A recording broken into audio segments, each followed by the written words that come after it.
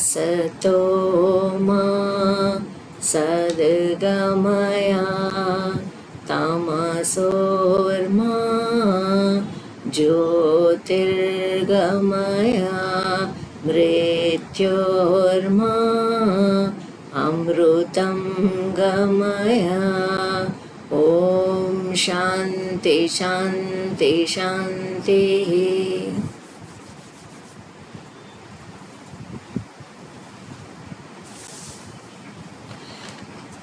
तो पहले थोड़ा सा प्रकाशिकीय देख लेते हैं, थोड़ा सा हमको पता चलेगा ये कौन सी रामायण है, क्या है इसका बैकग्राउंड। तो भारतीय वाङ्मय में रामचरित्र का अपना विशेष महत्व है, क्योंकि भगवान राम के लोक रंजक और लोक रक्षक उभय रूपों का दिग्दर्शन उसमें कविजन करा सके हैं। रामचरित धारा के आदि प्रणेता तो महर्षि वाल्मीकि हुए। तो मेरे ख्याल से बाकी सारे जो चरित्र हैं उससे भी राम जी का चरित्र इसलिए महत्वपूर्ण है कि वो सारे देश में उसको बहुत महत्वपूर्ण दिया जाता है, अलग अलग भाषाओं में, और देश में नहीं विदेश में भी, इंडोनेशिया में, नेपाल में, थाईलैंड में, वहाँ पर भी जो है राम जी को माना जाता है, मंदिर होते हैं। और जैसे हमारे पास वो क्या कहते हैं उसको, राम जी के नाटक होते हैं ना, उनकी कथा के, तो वो भी वहाँ पर किए जाते हैं। स्टोरीज़ थोड़ा थोड़ा अलग अलग हैं, लेकिन और लोक कथाएँ हैं बहुत सारी जो उनसे जुड़ी हुई हैं।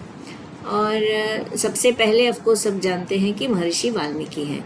उनकी 24,000 श्लोकों की रामायण, जो वाल्मीकि रामायण नाम से भगवान राम के धराधाम पर अवतरित होने के पूर्व ही दिव्य दृष्टि से लिख दी गई थी, वही अवलंब बनी। परवर्ती संस्कृत, हिंदी, बंगला, कन्नड़ आदि विभिन्न भारतीय भाषाओं के भक्त कवियों का संस्कृत कवियों में कालिदास, भवभूति, दिंगनाद आदि ने रामचरित रसापगा में अवगाहन कर अपने को पवित्र करते हुए भारतीय संस्कृति को उजागर किया है। तो उनकी तो जो 24,000 की है वो है ही, लेकिन बहुत सारे कवि जो है संस्कृत में भी और हैं, हिंदी में है, बंगला में है, कन्नड़ में है, उर्दू में है, असमिया में है, उड़ीसा, मतलब ऑलमोस्ट क्या हर स्टेट में कम से कम एक है, नहीं तो एक से ज़्यादा भी है। हिंदी कवियों में सूर, तुलसी, केशव, मैथिली शरण गुप्त और राजेश सदृश महाकवियों ने रामचंद्रिका, साकेत और सत्यनिष्ठ राम सदृश महिमान्वित कृतियां प्रस्तुत करके इस धारा को प्रवहमान रखा। रामचंद्रिका और साकेत में भगवान राम के महाप्रयाण की कथा नहीं अंकित है। इस अछूते विषय को राजेश जी ने अपना वर्ण्य कर हिंदी काव्य में नई कथा सी जोड़ दी। यदर्थ उन्होंने स्वतः आविष्कृत शतपद वर्णकृत शैली को अंगीकृत किया, जिसके 6 चरण अ, ब, स, ब, अ क्रम से आद्यंत आए हैं। तो साकेत तो मैंने सुना है, तो साकेत जो है मैथिली शरण गुप्त जी की है, आपने भी हो सकता सुना हो। तो उसमें उनका सुना है आपने दीदी? सुना, बहुत किताबें निकली थी उनकी। हाँ, तो वो साकेत जो है उसमें वो उर्मिला पे फोकस करते हैं, उर्मिला के चरित्र को उभारा गया है। जो हम देखते हैं जनरली किसी रामायण में जो है वो गौण ही हो जाता है, शादी होकर के आई और उसके बाद लक्ष्मण जी चले गए, बट हमको जो है ये नहीं पता चलता है कि उसके बाद उनका ज़्यादा कुछ आता नहीं है। लेकिन साकेत में मैथिली शरण गुप्त जी ने उर्मिला के चरित्र को और उजागर किया है, उर्मिला और लक्ष्मण का जो स्टोरी है उसको। यथा अयोध्या है नगरी धन्याति धन्या, जन्मे जहाँ ते राघव जी हमारे, सत्यनिष्ठ राम ये तो निर्विवाद तथ्य है कि महर्षि और उनकी रामायण अध्यावधि रामचरित परक महत्तम ग्रंथ है। परंतु इतर कवियों ने भी अपने को कृतार्थ करके और जनता के सन्मुख मर्यादा पुरुषोत्तम का चरित्र रखकर उसे युगोचित दिशा प्रदान करने का यथाशक्ति प्रयास किया। तो जैसे कालिदास का भी कहा गया, तो कालिदास ने तो संस्कृत में लिखी है, तो उन्होंने रघुवंशम नाम से लिखी है। तो उसमें उन्होंने केवल रामचंद्र जी का नहीं, उनके जो पितर थे उनकी कथाएं भी हैं, रामचंद्र जी की भी हैं, और उसके बाद लव कुश, उनके पुत्र पौत्र और आगे तक की भी कथाएं दी हैं। तो पूरे वंश का जो है दिलीप से लेकर के जो है वो स्टार्ट होता है, या अज से स्टार्ट होता है, शायद अज से स्टार्ट होकर के वो उनके लास्ट जो जहाँ पर थोड़ा सा पतन हो गया उस सूर्यवंश का, वहाँ तक वो जो है हमको कथा बताते हैं। निज पौरुष अनुसार जिमी मसल उड़ाई आकाश। तो जिसका जैसा भाव है, जिसकी जैसी कैपेबिलिटी है, उस हिसाब से सबने जो है उस आकाश का वर्णन किया है। आकाश तो इतना विशाल है कि कोई भी पूरा तो नहीं पकड़ सकता है, वैसे ही वो भगवान का चरित्र इतना विशाल है कि कोई भी उसको पूरा नहीं लिख सकता है। लेकिन जिसका जैसा पौरुष था उसने उतना सा उसको जो है अपने हिसाब से पकड़ा है। भारतीय वाङ्मय में सर्वाधिक उत्कृष्ट साहित्य बंगला, तमिल, कन्नड़ और हिंदी में रामचरित्र पर लिखा गया है। कन्नड़ के क्षेत्र में महाकवि बत्तलेश्वर की लिखी हुई रामायण, जिसे कौशिक रामायण भी कहा गया है, राम की पावन कथा का जो अंकन किया है, उसमें भाषा का सहज प्रवाह, भावभूति, उक्ति, वैचित्र्य और अर्थ गौरव की मनोज्ञतापक प्रदर्शनीय है। अर्थ गौरव इस महती कृति की सर्वाधिक प्रमुख विशिष्टता है। संस्कृत में भारवी अपने अर्थ गौरव के लिए प्रसिद्ध है, तो कन्नड़ में पुण्यकाय बत्तलेश्वर जी ने भी अर्थ गौरव को उनकी भांति अर्थांतरन्यास अलंकार की झड़ी लगा दी है। एक दो नहीं जाने कितने स्थलों पर वस्तुतः जैसे भूषण अपनी मालोपमा को लिए हुए समस्त हिंदी कलाकारों को पीछे छोड़ गए हैं, वैसे ही कौशिक रामायण के रचनाकार भी की माला अर्थांतरन्यास के प्रयोग में समस्त प्राचीन अर्वाचीन कवियों से आगे निकल गए हैं, ये असंदिग्ध है। कौशिक रामायण में पग पग पर हमें भाव विभोर करने वाली पंक्तियां पढ़ने को मिलती हैं। अब जो यहाँ पर वर्णन किया जा रहा है वो कन्नड़ भाषा का किया जा रहा है, तो ये ज़रूरी नहीं है कि हमको वही चीज़ आए जैसा ट्रांसलेशन में जिसने किया होगा वो हमको उतना पकड़ में आएगा। तुलसीकृत रामचरितमानस में 7 कांड हैं। अधिकांश रामायणों में 6 कांड ही मिलते हैं और छठे युद्ध कांड के साथ ग्रंथ समाप्त हो जाता है, यही चलन है। तो जितनी मेरे पास है उनमें से अधिकतर में भी यही देखा मैंने कि 6 हैं। 7वां जिसमें सीता जी का त्याग है वो वाला ज़्यादातर कवि नहीं लिखते हैं। केवल भानुभक्त रामायण जिसमें हमने देखा था उसमें जो है उन्होंने 7वां भी रखा है और त्याग का भी उसमें आया है, लेकिन अध्यात्म रामायण में है तो उस पर बेस्ड थी इसलिए उसमें है, लेकिन बाकी ज़्यादातर में नहीं है। अब जैसे तुलसीदास जी की उत्तरकांड है लेकिन उसमें वो त्याग का तो उन्होंने भी नहीं बताया, तो ज़्यादातर कवियों ने नहीं रखा है। कौशिक रामायण का भी जिसमें युद्ध कांड में ऐरावण द्वारा राम लक्ष्मण अपहरण एवं वीर हनुमान द्वारा इस इष्ट देव युग्म के उद्धार की कथा का भी समावेश किया है। तो ये ऐरावण की जो कथा है वो ज़्यादातर रामायणों में नहीं मिलती है। ऐरावण पाताल में राज्य करता था और वो इन दोनों को ले गया था और फिर हनुमान जी ने जो है उनको वापस लेकर आए थे, तो वो कथा हमें कौशिक रामायण में मिलेगी। कर्नाटक के विभिन्न जिलों में तो ये ग्रंथ लोकप्रिय है, पर आवश्यकता थी कि हिंदी भाषी प्रांतों के निवासी भी इसके राम रसामृत का पान करें।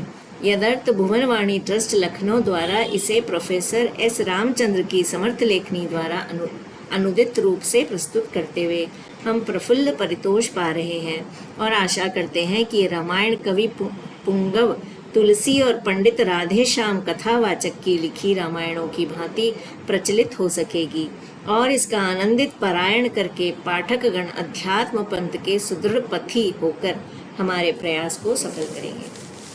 तो राधे श्याम रामायण और तुलसी जैसी ही ये फेमस होगी, इस आशा से वो जो है हमें ये दे रहे हैं। तो चलिए स्टार्ट करते हैं हम। यहाँ पर टेबल ऑफ कंटेंट्स है। तो ये बत्तलेश्वर द्वारा विरचित कौशिक रामायण बालकांड संधि 1 पल्लव। राजा दशरथ के 4 सुपुत्र हुए।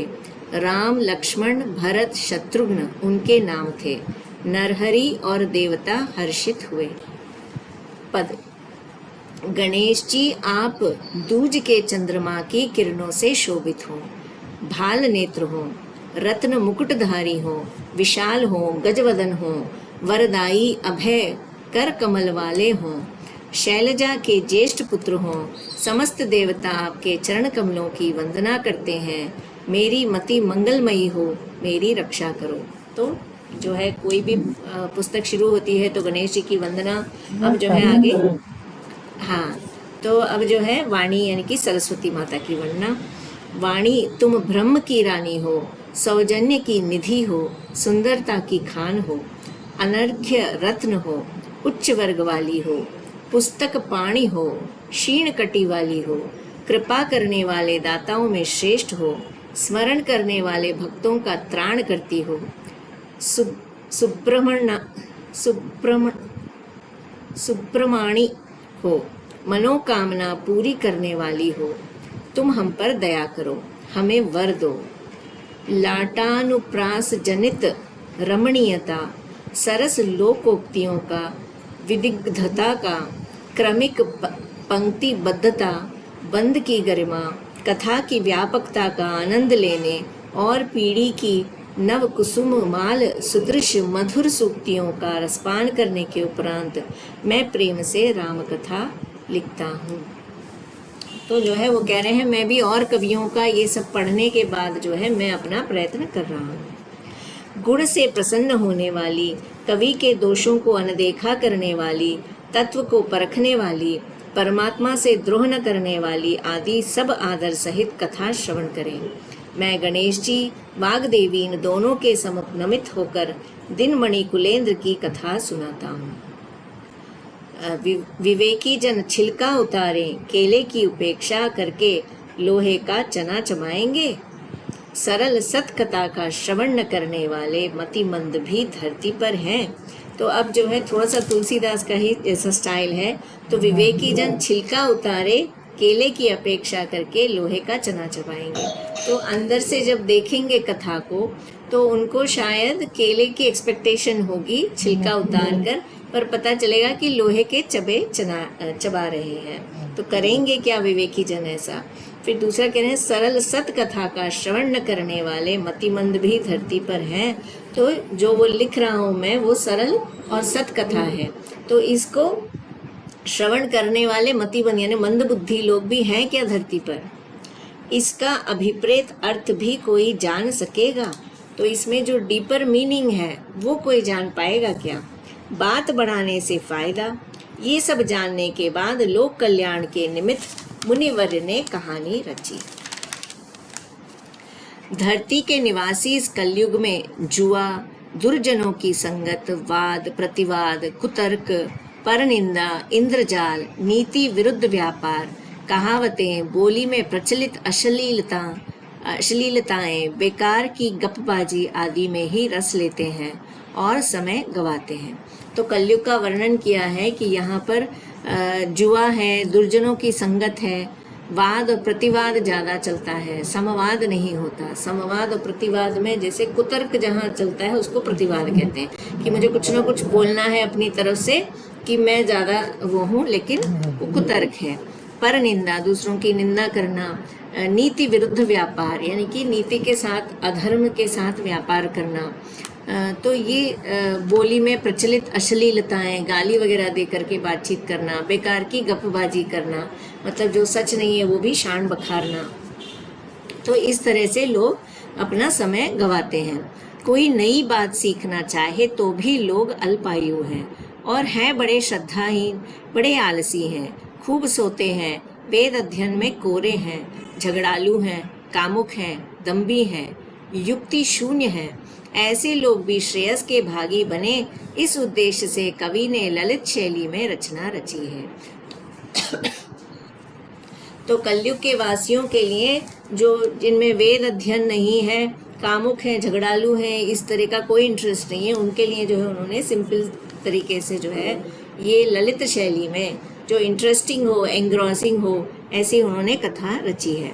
गहने बनाना न जानने वाला यदि सोने को खोटा कह दे तो सोने की कीमत घट गई।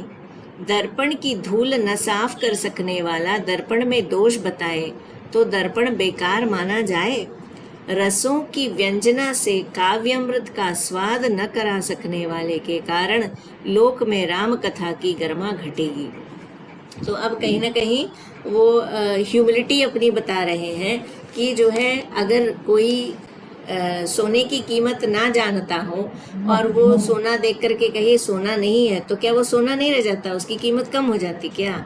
तो वैसे ही कह रहे हैं, दर्पण पे धूल है, वो धूल साफ करने की काबिलियत नहीं है, तो उससे क्या होता है, दर्पण जो है बेकार नहीं हो जाता।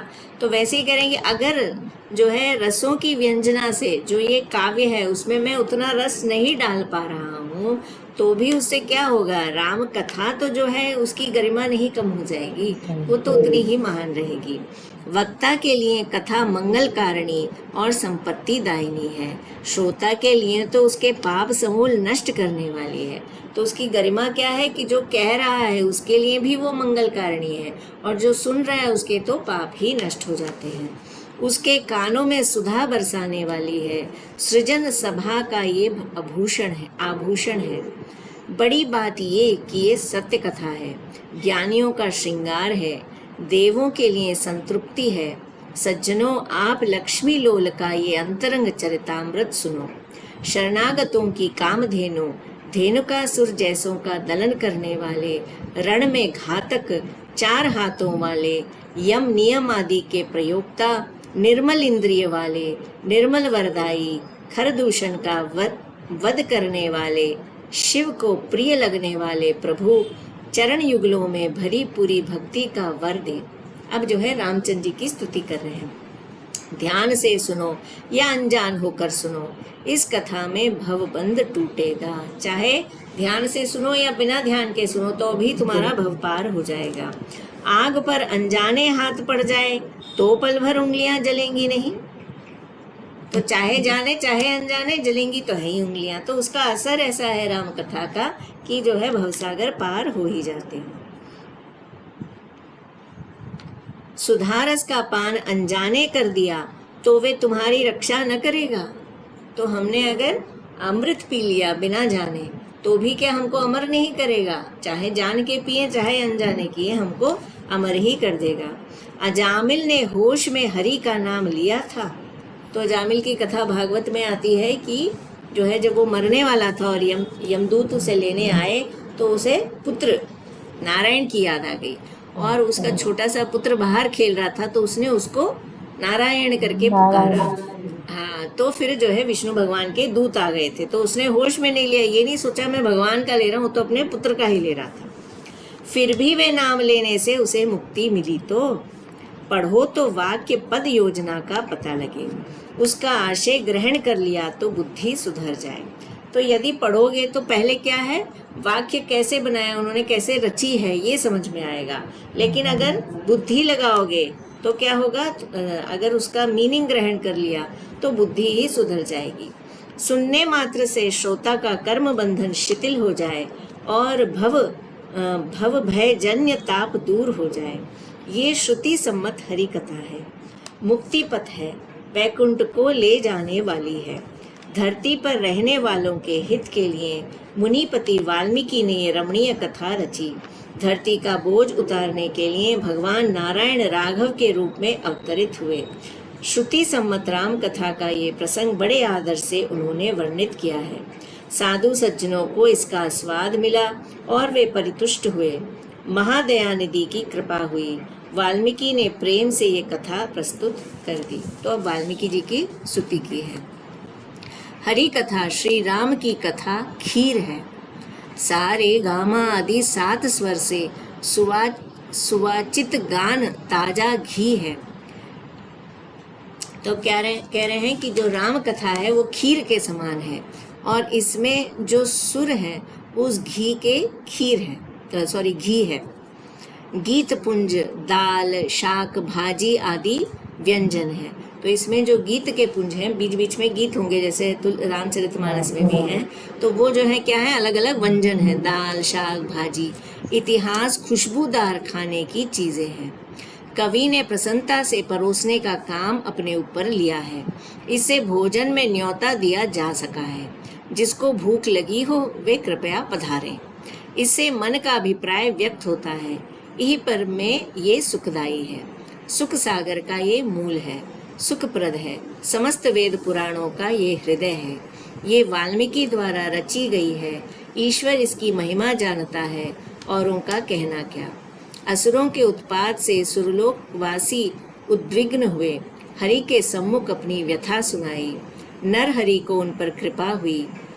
अभय दान देते हरि ने कहा, मैं राजा दशरथ के यहाँ उनके सुत के रूप में अवतार लूंगा। अब सब धरती पर तरुचर वानर योनि में जन्म लेना। भगवान के आदेश अनुसार देवराज बाली बने, ब्रह्मा जामवान बने, रविसुत सुग्रीव बने, शिव हनुमान बने, चंद्रमा दधिमुख बने, अग्नि नील बने, निरुक्ति केसरी नामधारी बने, वरुण और विश्वकर्मा क्रम से पनस और नल नामधारी हुए। तो इसमें हमको ये बताया है कि कौन कौन से कौन वानर बने। तो ब्रह्मा जी जामवान बने, ये नया है। देवराज जो है बाली बने और रविसुत सुग्रीव बने, यानी कि सूर्यदेव के पुत्र सुग्रीव बने। शिव हनुमान बने और चंद्रमा दधिमुख। शिव हनुमान ये भी सब जानते हैं कि शिव जी हनुमान जी उनके अवतार हैं। और अग्नि जो है नील बन के आए। वरुण जो है पनस और विश्वकर्मा नल और नील हम जानते हैं कि उन्होंने जो है वो बनाया था। मरुत धेनुक बना, यक्ष अंगद बना, यमराज गवय बना। मेंद आदि धरती पर मरकट रूप धरकर पहुँचे। नारद से शापग्रस्त विष्णु नर वेशधारी हुए। इनकी लीला का कथा रूप में वर्णन मैं करने का प्रयत्न करूंगा। सज्जनों, आप ध्यान से ये कथा अमृत पान करें। तो नारद जी का शाप हम जानते हैं कि जो है जब उनका मुख बंदर जैसा बना दिया तो रुष्ट होकर के उन्होंने शाप दिया, तो उस कारण से भगवान नर बन के आए। सज्जनों, आप ध्यान से ये कथा अमृत पान करें। नारद वाल्मीकि से बोले, अयोध्या वाराणसी से श्रेष्ठ है, 14 भुवनों का केंद्र है। तमसा के उत्तर में 7 योजनों के अंतर में तट को छूता सागर है। सरयू नदी है। नगरी के पूरब में सागर की सीमा तक धरती पर ये प्रहरी सदृश है। इसके चमकीले कनक दुर्ग पर माणिक्य का कलश है। रत्नों का बंधनवार है। 96,000 सोम विथियां हैं। 6 योजन इसकी चौड़ाई है। 10 योजन का वर्तुल आकार है। कैलाश से भी ये अधिक वैभव संपन्न है। तो नारद जी ने सबसे पहले वाल्मीकि जी को रामायण सुनाई थी और फिर उसके बेसिस पे ही उन्होंने लिखी थी। तो यहाँ पर वो अयोध्या नगरी का वर्णन कर रहे हैं और कह रहे हैं कि ये जो है काशी से भी ज़्यादा सुंदर है। नगरी में ऊंचे ऊंचे भवन हैं। इन पर हाथी के मस्तक, शुदित व्याघ्र के मुंह, फुतकार करते फणी मुख, देवी मारिकाम्बा के मुख आदि की आकृतियां बनी हैं। मुनिवरों को ये विशेष प्रिय है। इस नगरी का वर्णन कौन करे। अमरावती इसके सामने फीकी है। अमरावती यानी कि इंद्र की पुरी को अमरावती कहते हैं। अलकापुरी की संपदा से इसकी संपत्ति बड़ी चढ़ी है। अलकापुरी किसकी नगरी है? कुबेर की। हाँ, तो कुबेर तो धन का राजा है, तो इसलिए कह रहे हैं कि अलकापुरी की संपदा से इसकी संपदा बड़ी चढ़ी है। तो जो देवताओं के धन को संभालने वाले कुबेर हैं, उसकी संपत्ति से भी ये ज़्यादा है। सारे संसार की संपदा शोभा यहाँ एकत्र समझो। यहाँ की शिलाएं पारस पत्थर हैं। अंकुरित दूब सारी रुचिकर राजभोज बराबर है। यहाँ की गायें कामधेनु हैं। शुद्रता, अभाव, बाधाएं, दरिद्रता इनका नाम नहीं। विजयश्री की खान है।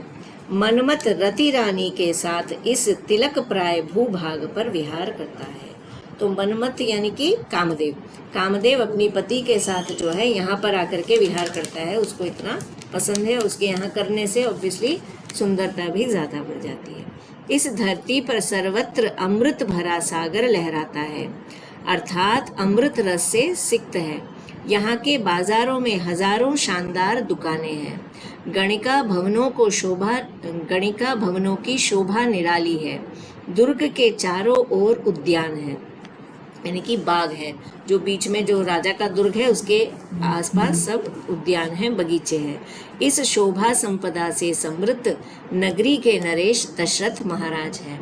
इनकी उपाधियां हैं रिपुकुल तिमिर रवि, ब्रह्मा के सेवक सदा विजयी, राजा दशरथ स्थिरता में मेरु सदृश हैं, यानी मेरु पहाड़ की तरह जो है वो स्थिर है, धैर्य में धरा के समान है, धैर्य में धरती के जैसे हैं, गंभीरता में जलधि जैसे हैं, तो जैसे पानी का वो बहुत गहरा होता है वैसे वो गंभीर है, दान में कल्पतरु है, तेज में तरणी है, ऐश्वर्य में बलि चक्रवर्ती है, भोग उपभोग में देवराज इंद्र हैं, सौंदर्य में कामदेव हैं, शत्रुओं के प्राण हरने में कालानल रुद्र है।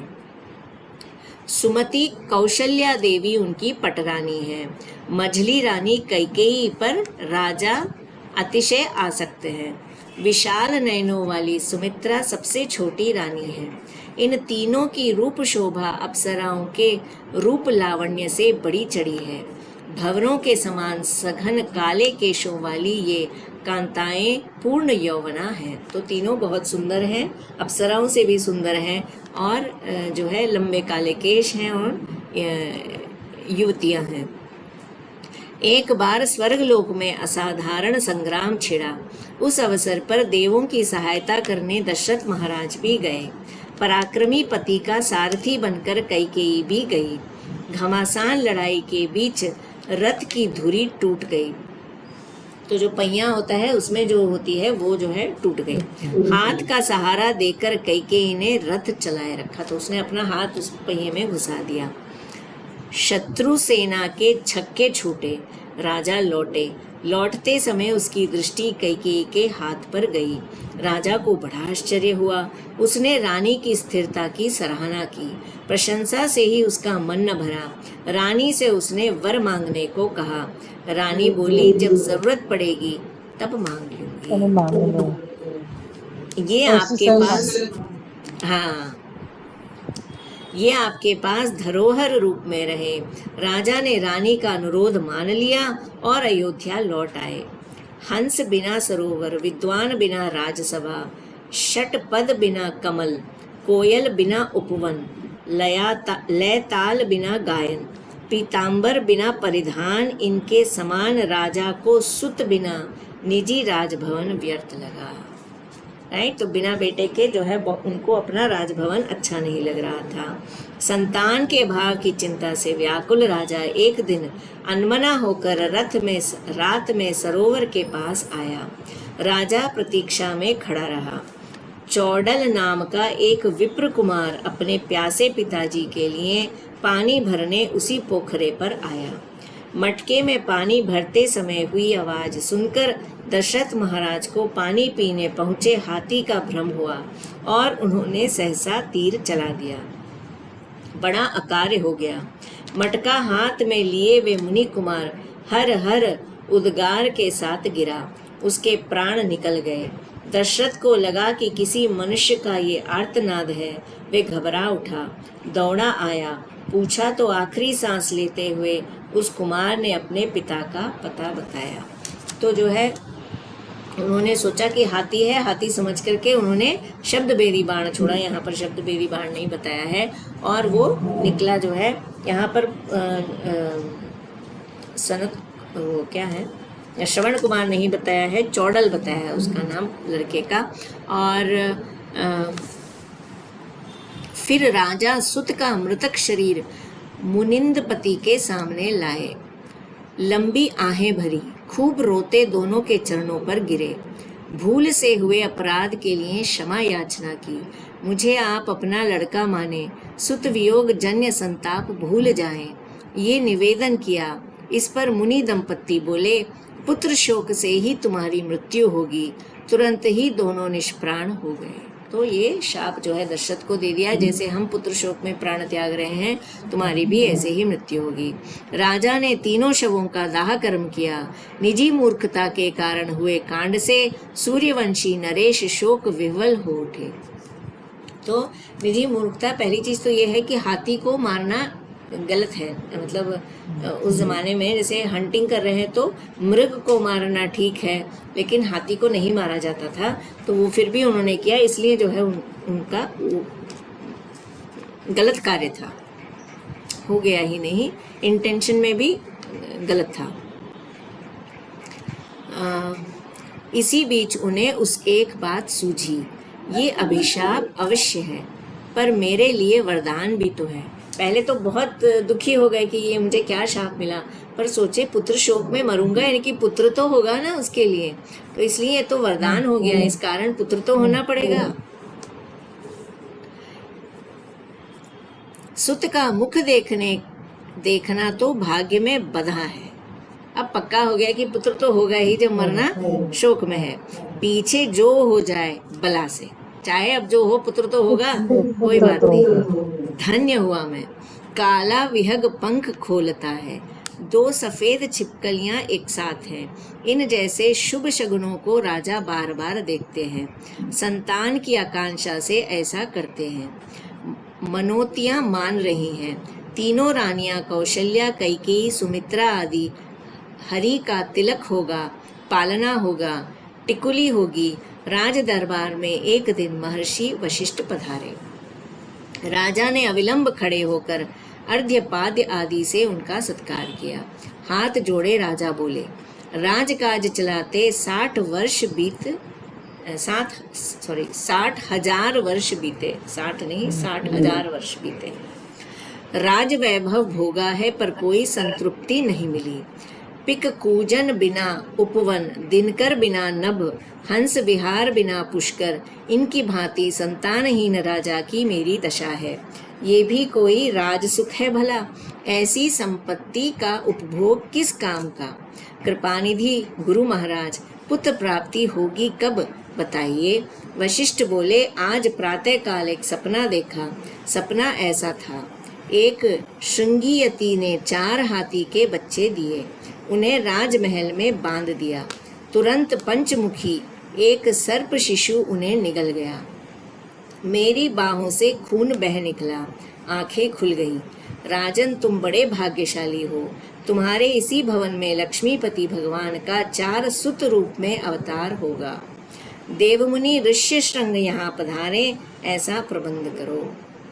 तो जो उन्होंने स्वप्न देखा वो ये देखा कि 4 हाथी के बच्चे दिए, एक श्रृंगयति, तो श्रृंगीयति के कारण शायद ऋष्यमुख ऋषि कह रहे हैं, और 4 हाथी के बच्चे शायद 4 पुत्र। राजा ने आतुरता से पूछा, देवमुनि है कहाँ? मुनिवर बोले, तुम्हारा मित्र रोमपाद उनका पता जानता है। राजन, नगरी का महाद्वार सजवा देना, धनुर्धर पैदल सेना सजा लो, हाथी घोड़े स्वर्ण रथों में जुट जाएं, नगरी में सर्वत्र घोषणा करा देना, नगरी से बाहर इनका पड़ाव हो, तुम जाओ लिंगार्चन करो, भोग चढ़ाओ, तो शिव जी की पूजा करो। राजा ने अमात्यों को पुर की रक्षा का आदेश दिया। राजा अपनी चतुरंगनी सेना के साथ चंपापुर की ओर चल पड़े। सेना की गति देख सब चौंके, इतर क्षत्रिय नरेश हत तेज हो गए।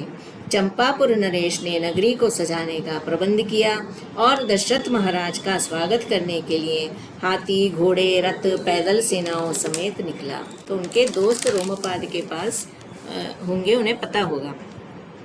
दशरथ महाराज के वैभव का वर्णन कौन करे। वे अपनी अगणित सेना के साथ कैके नगरी आ पहुँचे। भेरी नगाड़े आदि बज उठे। उनसे निकली ध्वनि जग भर में गूंज उठी। भयभीत नरेश खड़ा हो गया, दशरथ को गले लगाया और आने का कारण जानना चाहा। दशरथ बोले, सुना है मृगमुखी मुनि यहीं कहीं हैं। तो वो ऋष्यमुख जो है, उनका मुख जो है मृग की तरह था, इसलिए मृगमुखी मुनि यहीं कहीं हैं, उनसे मिलना है, कहला भेजो। बुलाने भर से सूरज हथेली पर आएगा, चुटकी बजाकर सिंह को बुला सकते हैं, हाथ के दर्पण में हाथी समा जाएगा। मुनि महाराज मेरे कहलाने पर आएंगे, कुपित होंगे पर जाने क्या कर बैठे, कुपित होने पर जाने क्या कर बैठे। दैवी पुरुष की बात निराली होती है। दशरथ समझाने लगे, रोमचरण मेरी बात सुनो, संतान की इच्छा हुई है। सुना है कि ऋष्य श्रृंग महाराज हवन कराएंगे तो ये इच्छा पूरी होगी। पुत्र कामेष्टि यज्ञ उनकी कृपा से हो जाए तो अच्छा। सुना है तुम पर उनकी विशेष कृपा है। उन महात्मा को कहला भेजो। रोमचरण दशरथ से बोले, मेरा कहा वे मानेंगे। जहाँ ऋषिवर्य हैं उस वन में मैं कमनियों को भेजूंगा। रोमचरण ने गणिकाओं को बुला भेजा। तो जो ऋषि थे वो जहाँ पर रहते थे वहाँ पर जाकर के बुलाना जो है वो राजा नहीं करना चाह रहे थे, क्योंकि ऋषि क्रोधित हो जाएं तो फट से शाप दे देते हैं। इसलिए बोले पता नहीं क्या करेंगे, क्या कहेंगे, मेरे बुलाने से कहाँ आएंगे। तो उन्होंने क्या किया, उन्होंने कमनियों को भेजा कि वहाँ पर जाकर के तुम जो है वो करो तो तुमको कुछ नहीं कहेंगे। रोमचरण ने गणिकाओं को बुला भेजा। वस्त्राभरण पान आदि भेंट करने के बाद कहा, आप मुनिवर्य को उपवन से यहाँ तक आने को मना सकें तो आप जो मांगे वे उपहार में मिलेगा। रूप गर्विता कलाओं में निपुण युवतियाँ जहाँ मुनि रहते थे उस वन की ओर चल पड़ी। तो गणिकाओं को बुलाया और कहा कि तुम लेके आओगे तो जो कहोगी वो दूंगा। तो जो है उन्हें अपने रूप पर बड़ा अहंकार था, तो उन्होंने सोचा हाँ ठीक है क्यों नहीं, तो वो चल पड़ी। उस मंगलमय तपोवन में शुक, मयूर, भ्रमर आदि का कर्णप्रिय नाद गूंजता था। निर्मल मुनि समूह वेद पाठ करता था। किन्नरों के गायन सदृश लगता था। मगर, कछुए, मीन, हंस आदि के लिए आश्रय स्थल बने निर्मल जल के पुष्कर थे। सात्विक सुखमय वातावरण था। उसकी महिमा वर्णातीत है, वर्णन से परे है। पुण्य का सार रूपी फल चखने वाले उग्र तप में लीन ऋषियों को देखते ही रंभा सदृश गणिका कमंडल, दंड, पर्ण छत्र आदि के साथ वलकल साड़ी पहनकर सलिल आहार का व्रत निभाते तप में लीन होकर वन की शोभा बढ़ाती गई। तो उन्होंने जब देखा कि वो किस तरह से वो हैं, तो उन्होंने भी क्या किया, कमंडल ले लिया और पर्ण छत्र आदि लिया, वलकल की साड़ी पहन ली और वो भी जो है व्रत आदि करके वहाँ पर जाने गई।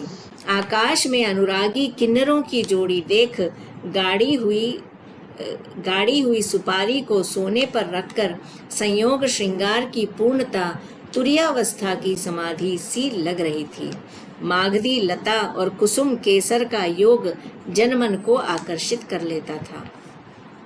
तो जो है तुर्यावस्था की समाधि सी लग रही थी। तुर्यावस्था कौन सी है, हमारी जो है तीन जो है मेन अवस्था बताई जाती है। एक जागृत अवस्था है जो हम जगे हुए हैं, दूसरी है स्वप्नावस्था जब हम सोते हैं तब सपने देखते हैं, तीसरी है सुषुप्ति जब हम गहरी नींद में होते हैं तब हमको सपने भी नहीं आते हैं, उसको सुषुप्ति कहते हैं। तुरीय अवस्था क्या है, तो जागृत अवस्था में हमारा कॉन्शियस माइंड होता है, ये हमारा स्थूल शरीर वो है, एक्टिव है। उसके बाद स्वप्नावस्था में हमारा जो सूक्ष्म शरीर है यानी कि मन और इंद्रियां।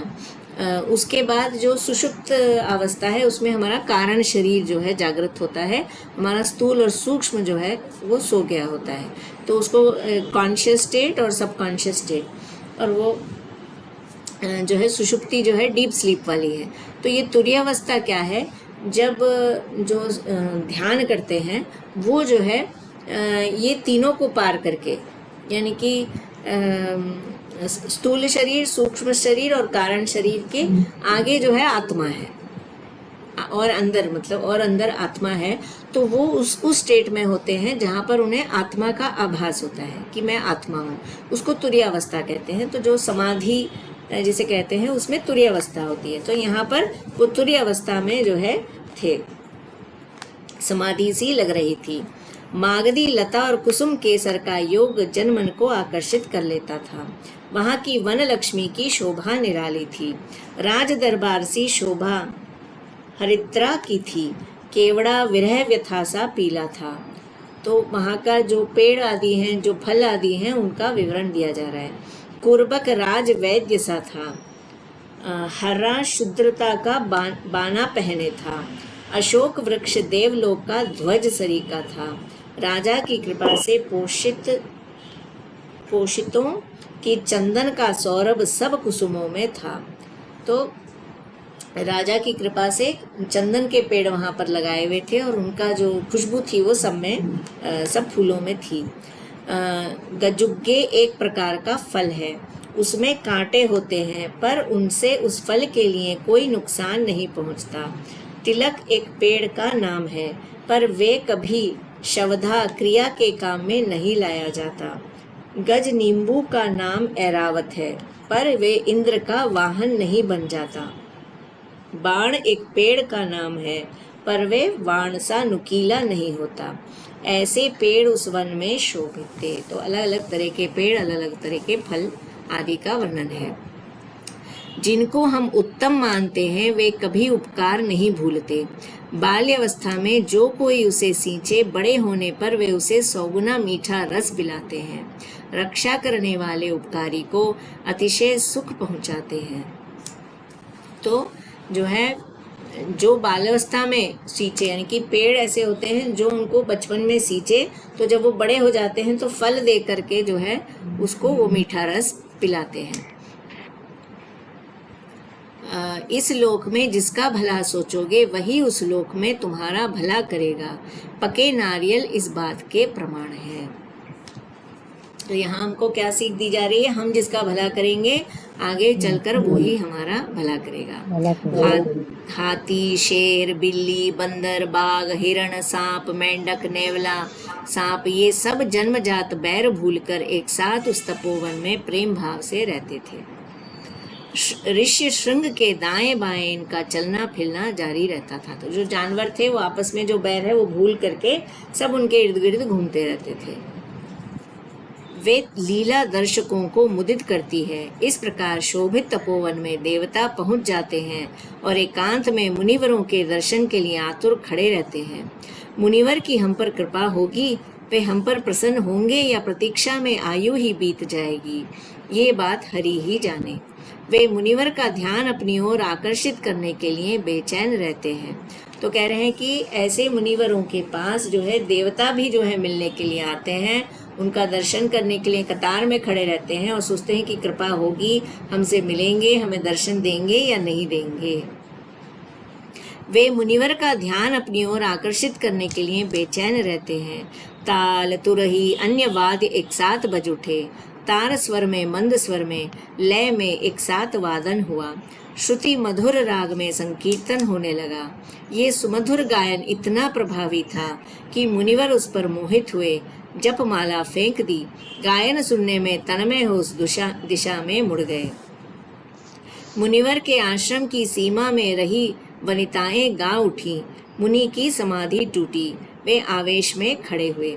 तो अभी ये जो गणिकाएं आई हैं वो क्या करी, उन्होंने जो है एक साथ जो है संगीत और गान, ताल सब जो है वो शुरू किया। उससे उनकी जो है समाधि टूट गई और वो देखने आए कि ये कहाँ से क्या आ रहा है। जहाँ से कर्ण प्रिय संगीत की ध्वनि आती थी वहीं वे बढ़ते गए। ललनाएं राजा की नगरी की ओर जाने लगी। शिव शिव नारियों पर मोहित न होने वाले भी होंगे भला। मुनिवर बढ़ते आए। तो जो है नारियों ने क्या किया, खुद को नहीं दिखाया, बस वो संगीत मधुर बजाती हुई आई और जो ऋषि थे वो संगीत उन्हें बहुत अच्छा लगा तो पीछे पीछे जो है उनके चलने लगे सुनते हुए। कितनी दूर तय की इसका कोई ध्यान नहीं। मुनि समूह ये देख घबरा उठा। राजा ने गणिकाओं को अनुपम उपहार दिए। नगरी में तोरण सजाए गए। भेरी निशान बज उठे। दोनों नरेश मुनिवर की अगवानी के लिए निकले। दशरथ महाराज के साथ रोमचरण आए। श्रद्धा भक्ति से अर्घ्य पाद्य अर्पित किए। इस मांगलिक कार्य के लिए शांता देवी नाम की कामनी को भी साथ लाए थे। रोमचरण ने अपनी कन्या सोममुखी से वैभव के साथ मुनिवर का विवाह कर दिया और ऋषिवर को प्रेम पात्र बने। तो जब वो आ गए तो उन्होंने क्या किया, अपनी पुत्री के साथ जो है उनका विवाह कर दिया, तो फिर उनके प्रेम के पात्र बन गए। मुनि ने प्रश्न किया, सारी प्रजा इतनी दुर्बल क्यों है? राजा ने निवेदन किया, मुनीश्वर, सूखा पड़ा है, 12 वर्ष बीते हैं, एक बूंद पानी बरसा नहीं। शिव शिव, लंबे अरसे से आप विपिन्न हैं। कहते मुनिवर ने अभिमंत्रित जल छिड़का, वर्षा हुई, जगत का संताप दूर हुआ। केवल थोड़ा सा उन्होंने पानी छिड़का तो वर्षा हो गई और सारे जगत का संताप दूर हो गया। दशरथ महाराज ने प्रार्थना की, यतिवर, संतानहीन का संसार में क्या मान है, निज का उद्धार भी कहाँ। मैं आपकी कृपा से ऐसी संतान पाने की आशा लगाए हूँ जिसे सारा लोक मान जाए। आप हमारे यहाँ पधारें, यज्ञ संचालन कार्य संभालें। मेरा और कोई आराध्य नहीं, आप ही का भरोसा है। ये कहते राजा ने दंडवत की और मुकुट उतारा। फिर ऋष्य श्रृंग महाराज के साथ राजा अपनी नगरी आ पहुँचे। कलश, दर्पण, मोती की आरती, इनसे स्वागत हुआ। अनुकूल स्थान चुना गया, यज्ञ वेदी बनाई गई। मुनिवर के आदेश अनुसार उसे अलंकृत किया गया। राजा ने अविलंब सारे साधन सामान मंगवाए। 10 सोम रस पात्र, 14 ग्रह मूसल, याग पात्र, ओखली, चक्की, मृग त्वचा, पलाश की कलछी, श्रुवा, दुर्वियुक्त कुंभ आदि हवन की सामग्रियां आई और उद्गाता, होता, ऋत्विज, ब्रह्मा, अध्वर्यु, अग्निध्र आदि 12 पुरोहित ठहराए गए। तो जब कोई भी यज्ञ होता है तो उसमें अलग अलग रोल्स होते हैं, कौन मंत्र पढ़ेगा, कौन मेन यज्ञ करेगा। तो वो ऋत्विज, ब्रह्मा, अर्ध्यु, अग्नि, ये सारे जो रोल्स होते हैं उसके लिए 12 कुल मिलाकर के पुरोहित ठहराए गए। राजा ने यज्ञ दीक्षा ग्रहण की, यज्ञ में प्रवृत्त हुए। रानियां हाथों में फूल लिए मंडप में उपस्थित हुई। विप्रों ने चारों ओर अपने अपने आसन ग्रहण किए। मांगल्य मंत्र पाठ हुआ। सहायक समूह समिधा कुश की ढेरी लगाता गया। वशिष्ठ आदि मुनियों के सम्मुख ऋष्य श्रृंग मुनीश्वर ने पुत्र कामेष्टि यज्ञ आरंभ करने का आदेश राजा को दिया। उंगलियों से आहुति भरपूर दी जाने लगी। देवगण आहुतियों से संतुष्ट हुआ। अमरों ने राजा का अभिष्ट पूरा करने का उद्घोष किया। अमरों ने यानी कि देवताओं ने मंत्र पाठ करते यज्ञ में देव पितरों को आहुतियां दी गईं। देवलोकवासी 100 यज्ञों के बराबर आहुतियां पाकर परितुष्ट हुए। तो एक यज्ञ में ही 100 यज्ञ बराबर जो है उनको आहुति मिली। राजा सुखी होगा कहते धीरे खड़े हुए। सखी ने हाथ का सहारा दिया। हवन कुंड से छूटती चिंगारियों से अमित तेज का अनुमान लगाया जा सकता था। पंडित संतुष्ट हुए। विप्र अधिक अधिक दान पाकर परितृप्त हुए। यज्ञ का महोत्सव देख प्रजा प्रसन्न हुई। हवन कुंड से अग्निदेव निज हाथों में चरु का कलश उठाकर देने लगे। मुनिवर ने ले लिया और राजा की ओर उसे बढ़ा दिया। महाराज दशरथ ने कौशल्या और कैकेयी को हुत विशेष दिया। उन दोनों ने अपने अपने भाग में से आधा आधा सुमित्रा को दिया। गर्भाधान की सूचना मिली। गर्भ दिनों दिन बढ़ने लगा। संकल्प चरितार्थ हुआ तो नरेश ने उसमें भाग लेने वाले पुरोहितों को दान दक्षिणा देकर विदा किया। करोड़ों हरिहर ब्रह्मा आदि जिसके रोमकूप में समा जाते हैं, उस परम पुरुष परेश परमात्मा को निज कोक में धारण करके गर्व का अनुभव करने वाली कमलमुखी की कांति वर्णातीत है। तो कितने करोड़ों हरि, हर और ब्रह्मा, राइट? हरि यानी कि विष्णु, हर और शिव यानी ब्रह्मा। करोड़ों जो है अपने रोमकूप में, एक रोम के उसमें जो है करोड़ों ब्रह्मांड होते हैं, ऐसा भागवत में आता है भगवान के। तो इसलिए उसमें हर ब्रह्मांड के एक वो होते हैं, विष्णु, महेश और ब्रह्मा। हाँ, तो हर ब्रह्मांड के अलग होते हैं। तो इसलिए करोड़ों अपने रोम में धारण करने वाले जिस माँ के गर्भ में होंगे उनकी क्या शोभा होगी, कौन वर्णन कर सकता है। सनक आदि उसे सचराचर की माता कहने लगे और उसके सम्मुख नतमस्तक हुए। गुरु रवि उच्च में है, केंद्र में शुक्र है, मंगल मृग की राशि में है, बुध विनयशील है, शनि द्यूत में शोभित है। अन्य ग्रहों की बात रहने भी दें तो चंद्र की दृष्टि अनुकूल है। ग्रहों की युति के ऐसे मांगलिक क्षण में दशरथ के यहाँ पुत्र जन्मे। कौशल्या के एक पुत्र हुआ, कैकेयी के एक सुत हुआ, राजा की छोटी रानी के 2 लड़के हुए। उस दिन जात कर्म संपन्न हुआ। ब्राह्मणों को दान में गाय, धन, वस्त्र, भूमि, रत्न, स्वर्ण आदि विपुल मात्रा में मिले। अयोध्या नगरी ध्वज बंधनवार आदि से सजाई गई। देवताओं ने फूल बरसाए। दुंदुभी जोर शोर से बज उठी। देवियों की प्रसन्नता का आर पार न था। ज्योतिषियों को आमंत्रित कर राजा ने उन्हें तांबूल से सम्मानित किया। जन्म लग्न तय करने की प्रार्थना की। ज्योतिषी बोले, राजकुमार भाग्यशाली है, देवों के रक्षक होंगे, इससे अधिक क्या गुण हो सकता है। 11,000 वर्षों तक धरती पर वैभव से राज्य करेंगे, दुष्टों का संहार करेंगे, यश भागी होकर लोक रक्षा में समर्थ रहेंगे, भुवन के लिए आभूषण बने रहेंगे। राजा ने नामकरण संस्कार किया। कौशल्या सुत का नाम राम रखा गया। प्रिय कैकेयी का लड़का भरत कहलाया। चंद्रमुखी सुमित्रा के लड़कों के नाम शत्रुघ्न लक्ष्मण रखे गए। राजा ने आदर के साथ राजकुमारों का लालन पालन किया। राजा लाड़ से लड़कों की देखरेख करते थे। आओ राम रमणीय आ जाओ, गुणधाम यहाँ आना तो, कुल सोम इधर देखो तो, नुत काम आओ, प्यारे मुन्ना आना, राजा मेरे आओ। ऐसे प्यारे संबोधनों से उनका प्रेम वात्सल्य प्रकट होता था। तो इस तरह से बुलाते रहते थे। सनक कपिल जैसे मुनि इस महात्मा की समता क्या करते। लड़कों को देख राजा अघाते न थे। उनके साथ खेलते वे थकान भूल गए थे। उनके गुणों की प्रशंसा करते ही रहते। उन्हें गोद में लेकर सुध-बुध खो बैठते। राजकाज में उनका मन अब न लगता। सुतों का विचार करते, खान पान भूल गए थे। ऐसा लगता था कि सुख की फसल काटने में वे व्यस्त हैं। तो बहुत दिनों बाद जो है पुत्र सुख मिला। 60,000 वर्ष जो है छोटा टाइम नहीं है। तो जो है बहुत प्रसन्न थे। बाल लीला निहारते रहने में उन्हें निज बुढ़ापे का भी कोई ध्यान न था। बाबा मेरे फणी तल्प कंदर्भ कमनीय, श्रुति तल्प गज शावक, माणिक आदि संबोधनों से वे सुतों को बुलाते। उनके पास पहुँचते ही उन्हें गोदी में लेते, नई नई वेशभूषा पहन आए उन्हें दुलारते, अपना बुढ़ापा भूल जाते और हर्षोतिरेक से अमरों की भांति फूले न समाते। एक दिन दोपहरिया की बेला में बाहर सड़क के बीच बच्चों के साथ राम धूल में खेल रहा था। अचानक उस पर कोई भूत सवार हुआ। राजकुमार मलिन पड़ गया, मूर्छित हुआ। बालकों समेत वहां एकत्र लोग कोलाहल मचाने लगे। राजा ने गुरु महाराज को कहला भेजा। इसका कारण जानना चाहा। महाराज, राम को ये कैसी अनहोनी भोगनी पड़ी है, कृपा करके बताइए। राजा का ये प्रश्न सुनकर माननिधि गुरु ने अभिमंत्रित जल छिड़का। तो क्या हुआ, बाहर सड़क पे खेल रहे थे तो रामचंद्र जी जो है अचानक से मूर्छित हो गए। तो जो है पुरोहित को बुलाया गया। उन्होंने जो है मंत्रित जल छिड़का। राम की आंखें खुली।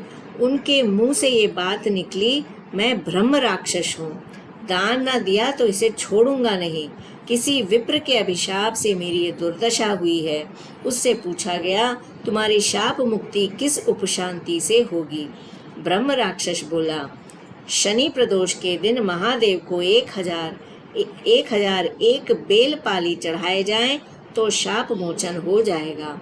बात पूरी न हो पाई थी कि राम पर यह भेद खुल गया। विप्र को सुगति प्राप्त हुई। तो जो है क्या कहा, वो जो है जो उन्होंने जल छिड़का तो जो उनके ऊपर जो चढ़ गया था ब्रह्म राक्षस, तो उसने ये कहा कि जो है दान न दिया तो मैं छोड़ूंगा नहीं। किसी विप्र के अभिशाप से मेरी ये दुर्दशा हुई है। उससे पूछा गया शाप मुक्ति कैसे होगी, तो क्या कहा, शनि प्रदोष के दिन महादेव को 1001 बेल पत्थर चढ़ाई जाए तो जो मेरा शाप हो जाएगा। राजकुमार साथ खेलते तो वैसा ही, मतलब रामचंद्र जी को पता चला तो मुक्ति हो गई, करना भी नहीं पड़ा। राजकुमार साथ खेलते, अखाड़े में दंड बैठक करते, गणित में जोड़ घटाना गुणा भाग आदि सीखा। मैदान में औरों को बाण गदा चर्म तलवार आदि चलाते देख ये विद्या जान ली। शिकारियों के संग शिकार खेलना सीखा।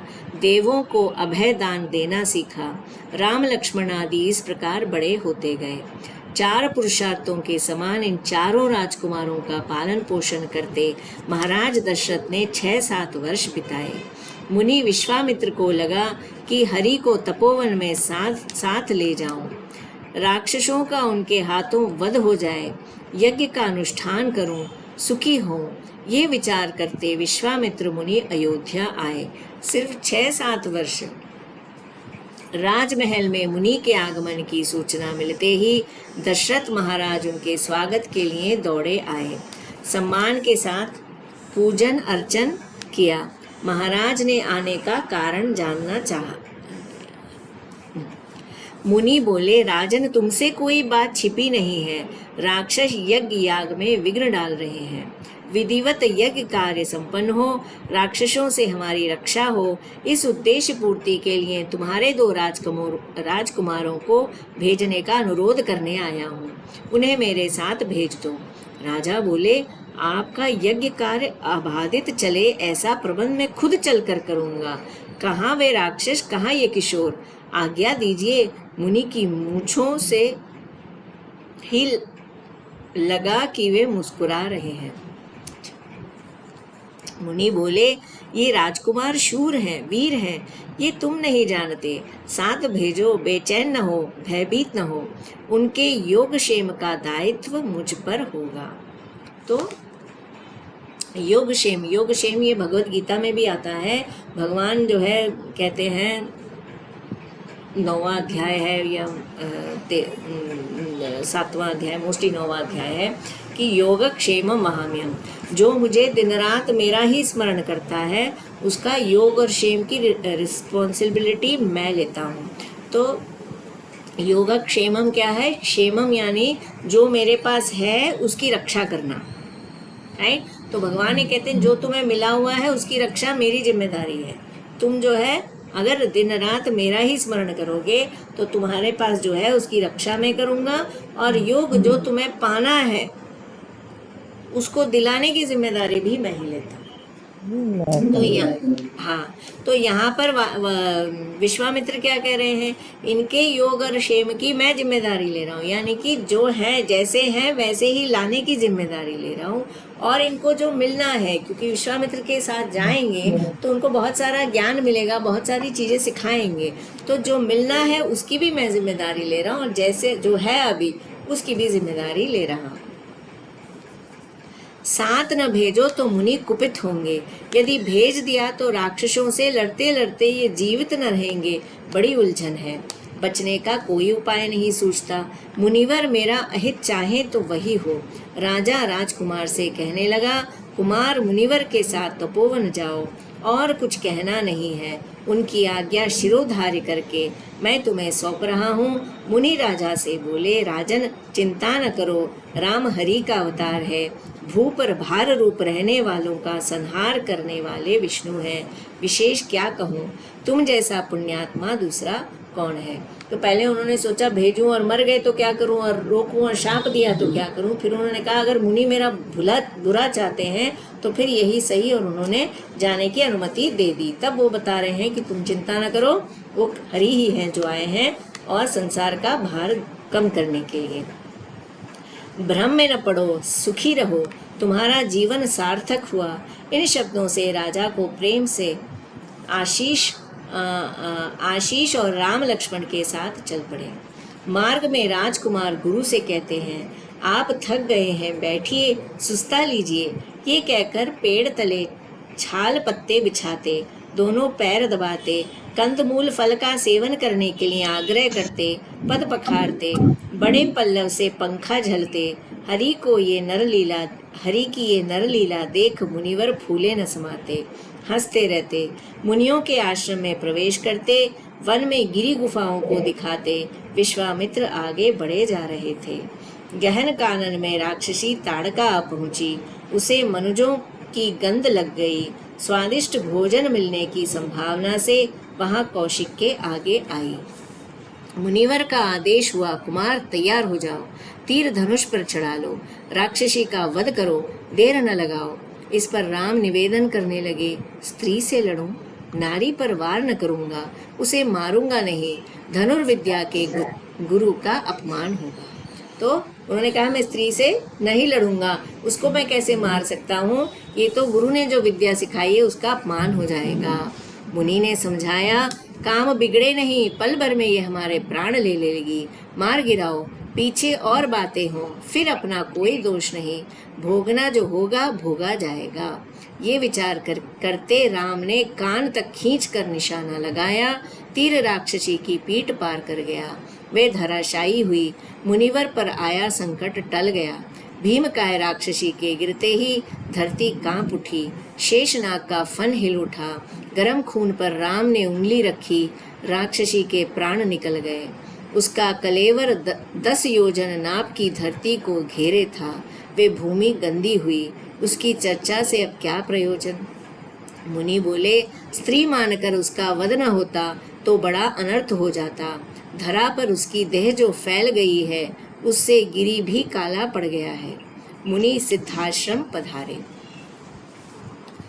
तो यहाँ पर जो है हम रुक जाएंगे। हमारा 10 o'clock हो गया है, 1 घंटा। तो यहाँ से हम कल आगे लेंगे। तो कल रविवार है, कल लोग ना क्लास होगी। हाँ ठीक है, हमको कोई परेशानी नहीं। बहुत हाँ, अच्छा रोज लगा, उसी और दिन से आप शांति से सुन रहे तो खूब अच्छा